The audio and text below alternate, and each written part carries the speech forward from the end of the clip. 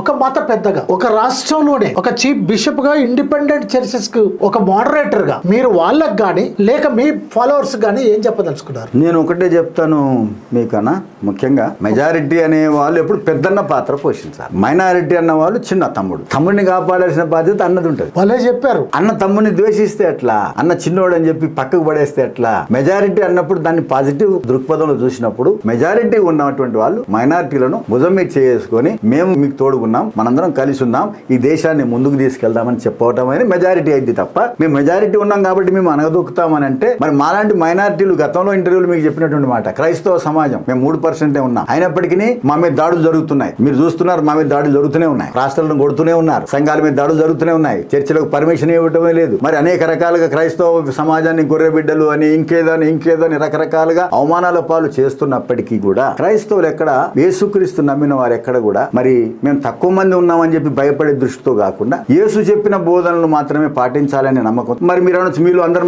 మంచోళ్ళు అంతటా ఉండరు. కానీ నేను మీకు మనవి చేసేది ఏంటంటే, మైనారిటీల మీద మెజారిటీ అనేటువంటి దృక్పథము డామినేట్ చేయడం అనేది రాంగ్. అట్లాంటి దృక్పథం ఉంటే ఏ దేశం కూడా నిలబడదు. దేశ సమగ్రతకు, అభివృద్ధికి అది ఆటంకం. సో చక్కటి ఉదాహరణ చెప్పారు. నిజంగా మెజారిటీ అనుకునే వాళ్ళందరూ బిషప్ గారు చెప్పినటువంటి మాటను ఆలకించండి. పెద్దన్నలు ఎప్పుడు కూడా తమ్ములు అనుకునేటువంటి వాళ్ళను ప్రేమతో చూడాలని చెప్తా ఉన్నాడు. పెద్దన్నలు